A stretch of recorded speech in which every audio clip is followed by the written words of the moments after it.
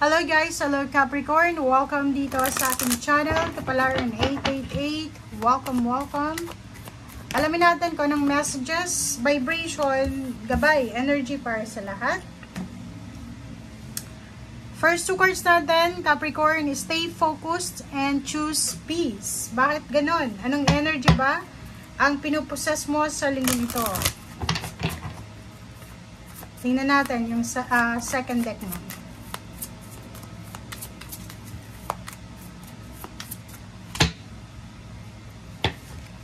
Okay, Guardian Angel. Okay, so Capricorn, first card mo dito is stay focused. Siguro meron ka naman na pinagdadaanan ngayon. Meron ka na naman na pinagdadaanan sa ngayon ng yung focus kasi napaka-importante ito. Minsan nawawala tayo sa focus, nawawala yung priority natin. May boundaries tayo sa paligid natin, but minsan parang nakakaligtaan natin na may boundaries tayo, parang ganun. So, this week, kinakailangan maging focus ka. Focus ka sa kung ano yung importante sa ngayon. Kaya huwag kang mabalisa, huwag kang makonfuse. And if may mga pagkakataon na makonfuse ka, balik agad doon sa focus mo. Okay? And second card natin is stay focus and then choose peace. So, kung may mga nag-aaway dyan sa paligid mo, may mga taong involved sa paligid mo na hindi magkasundo-sundo, hayaan mo na yan, huwag kang makisali. Okay? Kasi end of the day, ikaw yung magiging masama. Or pwedeng ikaw yung maging, parang maging cause ng kung ano man na misunderstanding. Okay? Guardian Angel. Si Guardian Angel, kung sino man to, ay naandyan para supportahan ka, para bigyan ka ng protection. So, kung may Guardian Angel ka, this week, for example, kasi yung Guardian Angel na andyan sa atin para minsan tapikin tayo. Kasi minsan sobra-sobra na tayo, parang gano'n. So, this week, if for example, may tendency na makisali ka sa away, may tendency na makapagsalita ka ng hindi maganda, invoke angels, diba? Mag-pray ka kay Guardian Angel mo, kung sino yung Guardian Angel mo, na sana iiwas ka sa tukso na makipag-away, chismis, negativity, or kung ano man. Okay? Basta yung temptation, kailangan mong iwasan yon. Okay.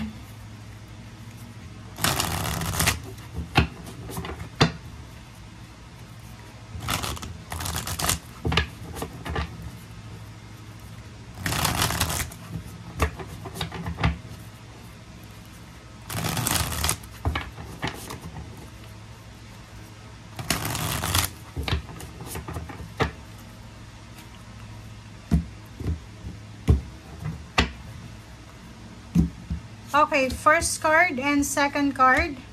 It's Prince of Cups and the Chariot. Prince of Cups and the Chariot. Nakikita ko sir dito, merong relationship na posibleng mag-progress. Okay, like for example, if you're single, posibleng meron ditong relationship na magpo-progress. Posibleng isang napakabilis na love offer ang matatanggap mo sa linggong ito. Isa din na possible travel, 'di ba? Pwedeng may mag-offer sa iyo ng free ticket or free ano ba 'yan, mga lodging or anything, or free car or car service, parang ganun, na pwedeng i-offer sa iyo this week. So, comment down below if you resonated.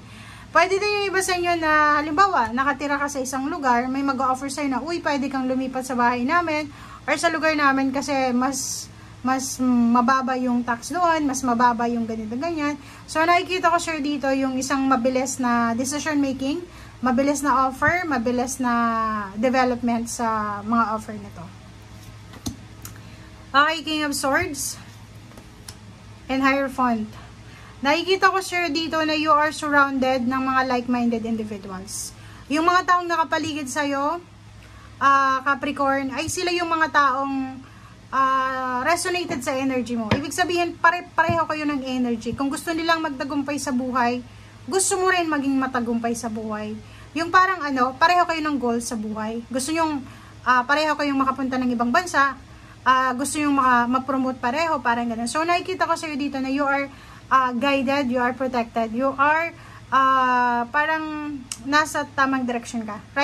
Right way, right direction, right people, parang ganun. King of Swords, may mga balak magpakasal, may mga balak magnegosyo, may mga balak ng commitment dito na posibleng matuloy na. Okay, next card naman, 5 and 7. So, 5 and 2 and 7. So, 5 of Swords and 2 of Swords. So, nakikita ko sa'yo dito na meron ka na mga bagay-bagay sa buhay mo na gustong i-give up.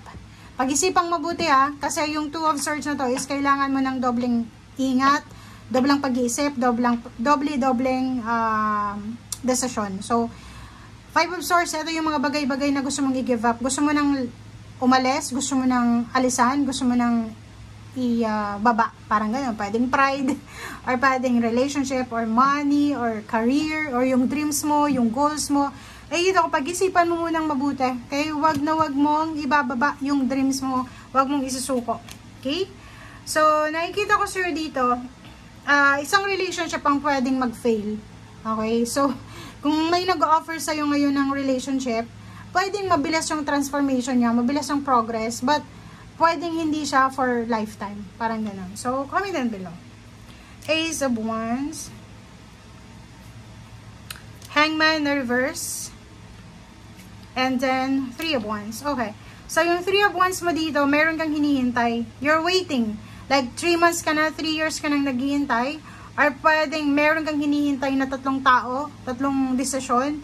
Or pwedeng may hinihintay kang, pwedeng, halimbawa, papeles. Ngayon, na-process mo na yung isang papeles, 2 na lang, parang gano'n. So, nakikita ko sa'yo dito na excited ka. Makakaramdam ka ng excitement dito, Capricorn.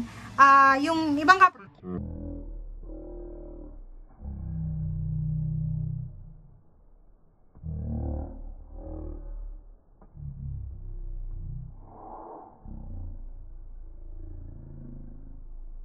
kung halimbawa, nag-expect ka ng promosyon, 3 months ago, siguro, alam mo sa sarili mo na qualified ka na para sa promotion, nakikita ko sir dito na pwedeng hindi natuloy yun, or pwedeng kulang kasi requirements, pwedeng gusto mong mag-tour sa Europa, tapos kulang ka pa ng, like for example, ng bank statement, or yung mga kung ano-anong hinihingi.